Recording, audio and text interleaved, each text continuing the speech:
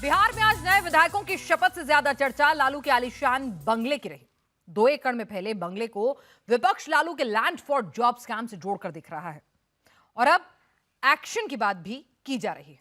चिराग पासवान कह रहे हैं कि बंगले के कागजात गड़बड़ हुए तो एक्शन तय है, लेकिन चिराग ने लालू परिवार को सिर्फ बंगले पर ही नहीं घेरा। चिराग पासवान ने आज महागठबंधन की टूट का ऐलान भी कर दिया। दावा किया कि महागठबंधन के कई विधायक एनडीए के संपर्क में हैं। ऐसे में बड़ा सवाल यह है कि क्या बिहार में लालू यादव की पार्टी आरजेडी टूट रही है? क्या तेजस्वी यादव को नेता विपक्ष का पद भी नहीं मिल पाएगा? देखिए इस रिपोर्ट में। कई विधायक गाहे बगाए हम लोग के भी संपर्क में हैं, जो प्रधानमंत्री नरेंद्र मोदी जी की सोच के साथ जुड़ना चाहते हैं, मुख्यमंत्री नीतीश कुमार जी के नेतृत्व के साथ जुड़ना चाहते हैं। विपक्ष जिस तरीके से पूरी तरीके से धराशाही हो चुका है, मुझे नहीं लगता कि इस डूबती नाव में कोई और अब रहना चाहेगा। जनता हमें वोट दी है, चोरी हुआ है, घाल मेल करके ये लोग सरकार बनाया है, सरकार इनको मैंडेट नहीं दी। इतना करारा जवाब मिलने के बाद भी अगर नहीं समझते हैं तो और दिन खराब होने वाले हैं उनके। मेरा जीना मरना, पार्टी बनाना, संघर्ष, सब कुछ आरक्षण वापसी है। ये शर्त आपने रखी है सरकार के सामने कि यदि आप ऐसा करें तो हम सोचेंगे, विचार करेंगे। डोमेन में है ये तो सर्वविदित है। क्या बिहार में लालू की पार्टी टूटने वाली है? क्या तेजस्वी यादव को बड़ा झटका लगने वाला है? क्या तेजस्वी यादव आरजेडी को बचा पाएंगे?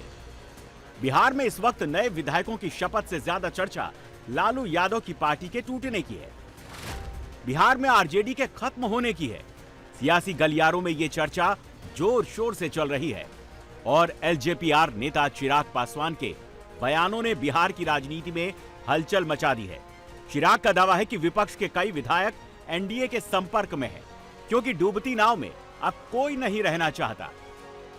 एनडीए अपने में इतना ज्यादा मजबूत है, 200 से ज्यादा सीटें जीतकर हम लोग का गठबंधन है। ऐसे में मैं जरूर मानता हूं कि कई ऐसे विधायक हैं जिनको इस बात का एहसास है कि संभवतः एनडीए के साथ जुड़कर ही वो अपनी सोच या बिहार के विकास को या अपने क्षेत्र के विकास को वो गति दे पाएंगे। ऐसे में कई विधायक गाहे बगाए हम लोग के भी संपर्क में हैं, जो प्रधानमंत्री नरेंद्र मोदी जी की सोच के साथ जुड़ना चाहते हैं, मुख्यमंत्री नीतीश कुमार जी के नेतृत्व के साथ जुड़ना चाहते हैं। कब कौन किसके साथ जुड़ रहा है ये मैं कह नहीं सकता, बट विपक्ष जिस तरीके से पूरी तरीके से धराशाही हो चुका है, मुझे नहीं लगता कि इस डूबती नाव में कोई और अब रहना चाहेगा। जिस तरह एक एक कर तेज प्रताप यादव और रोहिणी ने तेजस्वी का साथ छोड़ा, तेजस्वी के करीबी संजय यादव पर इसका ठीकरा फोड़ा, उसी तरह एक बार फिर से माना जा रहा है कि आरजेडी में ये टूट संजय यादव की वजह से होगी। दरअसल विधानसभा चुनाव में आरजेडी से 4 ऐसे विधायक जीतकर आए हैं जिन्हें तेजस्वी के विश्वास पात्र संजय यादव टिकट देना नहीं चाहते थे, लेकिन लालू के हस्तक्षेप के बाद उन्हें टिकट मिला और वो जीतकर विधानसभा पहुंचे। ऐसे में ये लोग संजय यादव के साथ ही तेजस्वी से भी नाराज हैं। इन्हें पता है कि अगले 5 साल तक आरजेडी सत्ता में नहीं आने वाली। ऐसे में कई विधायक जेडीयू और बीजेपी के संपर्क में हैं। ऐसा नहीं है कि बिहार में आरजेडी के अंदर ही बिखराव हो रहा है। बिहार में महागठबंधन में भी सब कुछ सही नहीं चल रहा। महागठबंधन में अब बात औकात और हैसियत तक पहुंच गई है। महागठबंधन में भी दरार पड़ चुकी है और इसकी एक झलक 29 नवंबर को महागठबंधन की पटना में हुई मीटिंग में दिखा। मीटिंग में तेजस्वी यादव को विधानसभा में महागठबंधन का नेता चुना गया। आरजेडी के सभी 25 विधायक थे, लेफ्ट और दूसरी पार्टियों के 4 विधायक पहुंचे, लेकिन कांग्रेस का एक भी विधायक नहीं पहुंचा। बस एक एमएलसी समीर कुमार सिंह आए, वो भी सिर्फ दिखाने के लिए। आगे क्या कांग्रेस अकेले चलेगी, अकेले चलो या गठबंधन? हमारा गठबंधन सिर्फ चुनाव तक था और इसको हम लोग अपना जिला स्तर पर, प्रखंड स्तर पर अब संगठन को मजबूत करने का काम करेंगे। चूंकि आने वाले वर्षों में परिसीमन भी है, पंचायत चुनाव है, 27 में वार्ड चुनाव है, तो इसको लेके हम लोग जमीनी स्तर पर तैयारी करने के। अगर बिहार में आरजेडी में टूट होती है, कांग्रेस विधायक अपना पाला बदलते हैं, तो तेजस्वी यादव को सबसे बड़ा झटका लगेगा। विपक्षी नेता का दर्जा नहीं मिल पाएगा। विधानसभा चुनाव में महागठबंधन को 35 सीटें मिली हैं, तेजस्वी वाली आरजेडी ने 25 सीटें जीती हैं। कांग्रेस को 6 सीटें मिली हैं, जबकि लेफ्ट और दूसरी पार्टियों को 4 सीट मिली है। ऐसे में अगर आरजेडी के 4 से 5 विधायक टूटते हैं और कांग्रेस भी आरजेडी से दूरी बना लेती है, तो तेजस्वी की नेता विपक्ष की कुर्सी खतरे में पड़ सकती है। दरअसल नेता विपक्ष बनने के लिए कुल सीटों की 10% सीट होना जरूरी है। बिहार में 243 सीट है। नेता विपक्ष बनने के लिए 25 सीटें ही चाहिए, जो आरजेडी के पास है, और महागठबंधन को मिलाकर 35 सीटें हैं। लेकिन अगर आरजेडी के 4 से 5 विधायक तेजस्वी का साथ छोड़ देते हैं, कांग्रेस भी महागठबंधन से दूरी बना लेती है, तो तेजस्वी के पास लेफ्ट को मिलाकर भी 24 विधायक ही बचेंगे। ऐसे में आने वाले समय में तेजस्वी के सामने पार्टी को टूटने से बचाना बड़ी चुनौती है। एक तरफ बिहार में आरजेडी के टूट की खबरें हैं, तो दूसरी तरफ प्रोटेम स्पीकर नरेंद्र नारायण यादव नए विधायकों को शपथ दिला रहे हैं। लेकिन विपक्ष अपनी हार की सच्चाई स्वीकार करने के लिए तैयार नहीं दिख रहा है। देखिए, हमारा मनोबल पहले से ही हाई है और जनता हमें वोट दी है।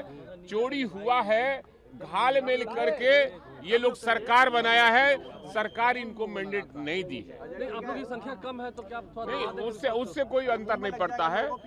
हमारा संख्या गिनने में कम है, लड़ाई लड़ने में हमारी संख्या बहुत है। क्या रहेंगे? ये सारे मुद्दे रहेंगे। अभी तो सदन आज विधानसभा का सदस्य के रूप में हर लोग आज लेगा शपथ, उसके बाद पूछिएगा।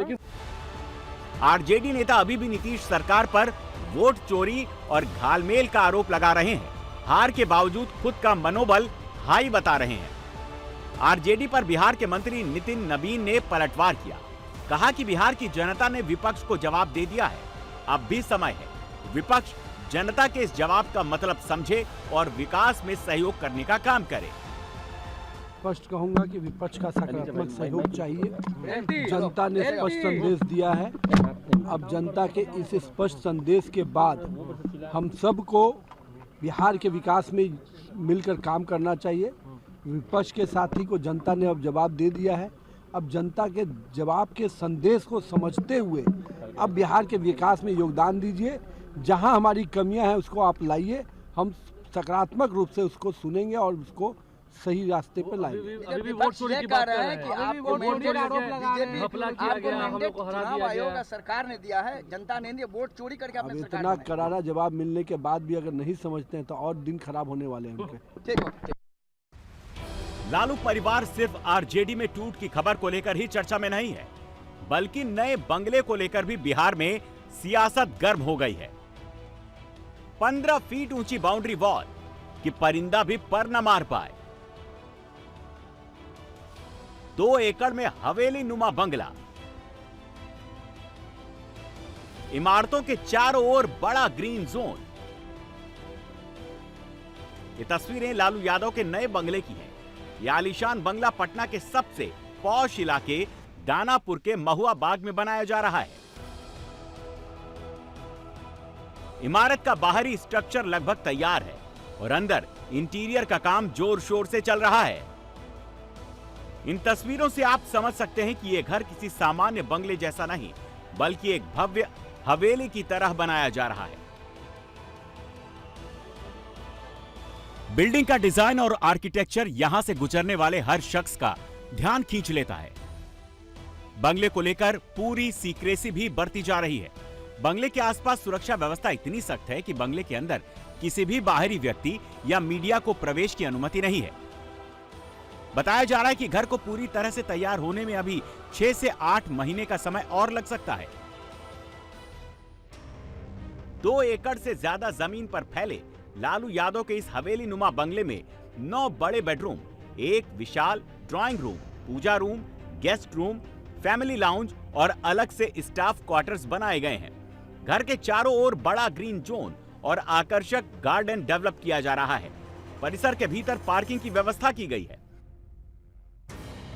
पिछले 3 साल से अधिक समय से महुआ बाग में लालू प्रसाद यादव का आलीशान मकान बन रहा है। हर रोज लालू प्रसाद यादव सुबह 9 से 10 के बीच महुआ बाग जाते हैं और निर्माण काम की समीक्षा करते रहे हैं। पटना के फुलवारी शरीफ के महुआ बाग में लालू यादव का एक विशाल और आलीशान बंगला तैयार हो रहा है।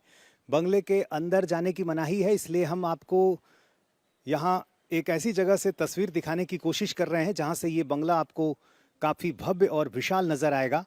ये देखिए, ये है लालू यादव का बंगला। पिछले करीब 2.5 साल से ये बंगला बन रहा है और खुद लालू यादव अक्सर यहाँ पर जो कंस्ट्रक्शन वर्क है उसका जायजा लेने के लिए यहाँ पर आते हैं। बंगले के चारों तरफ एक विशाल चहारदीवारी बनाई गई है। करीब 15 फीट ऊंची चहारदीवारी बनाई गई है। सुरक्षा और गोपनीयता का पूरा ख्याल रखा गया है। और इस बंगले की खासियत ये है कि भवन निर्माण की जो एक यूरोपियन शैली है, कॉलोनियल शैली, उसके आधार पर इस बंगले को तैयार किया गया है। 9 कमरे इसमें हैं। कहा जा रहा है कि लालू यादव के 9 बच्चे हैं और इसको ध्यान में रखते हुए उन्होंने 9 बड़े बड़े कमरे तैयार किए हैं। इसके अलावा एक रिसेप्शन सेंटर है, डाइनिंग रूम है और वो तमाम सुविधाएं जिनका ख्याल रखा गया है इस बंगले में। और पूरे एरिया में प्लांटेशन किया जाएगा, काफ़ी खूबसूरत तरीके से इसे सजाया जाएगा। और अक्सर लालू यादव खुद यहाँ पर पहुंचकर हर चीज़ का जायजा लेते हैं। अभी लालू परिवार पूर्व मुख्यमंत्री राबड़ी देवी को मिले 10 सर्कुलर रोड स्थित आवास में रह रहा है, लेकिन राबड़ी देवी को अब इस आवास को खाली करने का नोटिस मिला है। ऐसे में माना जा रहा है कि लालू यादव इस नए घर में शिफ्ट हो सकते हैं। पटना के फुलवारी शरीफ के महुआ बाग में लालू यादव का एक विशाल और आलीशान बंगला बन रहा है। एक ऊंची जगह से हम आपको इस बंगले की तस्वीर दिखा रहे हैं। ये है वो बंगला जो पिछले करीब 2.5 साल से तैयार हो रहा है और लालू यादव, राबड़ी देवी खुद इस बंगले के निर्माण कार्य का जायजा लेने के लिए अक्सर यहाँ पर आते रहे हैं। अभी ये बिल्डिंग बन रही है और माना जा रहा है कि अगले कुछ महीनों में ये बिल्डिंग बनकर तैयार हो जाएगी। कहा जा रहा है कि लालू यादव इसी बंगले में अब शिफ्ट होना चाहते हैं, क्योंकि भवन निर्माण विभाग ने 10 सर्कुलर रोड जो राबड़ी देवी को आवंटित है उसको खाली करने को कहा है।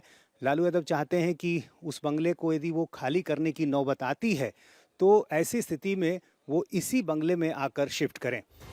लेकिन लालू परिवार के इस बंगले में शिफ्ट होने से पहले ही सियासत छिड़ गई है। विपक्ष बार बार आरोप लगाता रहा है कि लैंड फॉर जॉब घोटाले के दौरान रेलवे की नौकरी के बदले मिली जमीनें इसी बंगले के लिए इस्तेमाल की गईं। चिराग पासवान ने भी कहा है कि लालू यादव की मौजूदा परेशानियों की जड़ लैंड फॉर जॉब स्कैम है और इसी घोटाले ने कई सवाल खड़े किए हैं। उन्होंने तंज करते हुए कहा कि मुझे नहीं पता बंगला कितना वैध है या कितने गलत आधार पर खड़ा है, लेकिन अगर कागजात गड़बड़ हुए तो कार्रवाई तय है। लैंड फॉर जॉब यही विवाद ने इनकी मुश्किलें बढ़ाने का काम किया। मुझे नहीं पता कितनी जायज़ कितनी गलत आधार पर अर्जित की हुई संपत्ति है, पर जो भी गलत होगा वो कानून के दायरे में तो आएगा। लालू परिवार का महुआ बाग वाला बंगला पिछले कई सालों से विवादों में रहा है।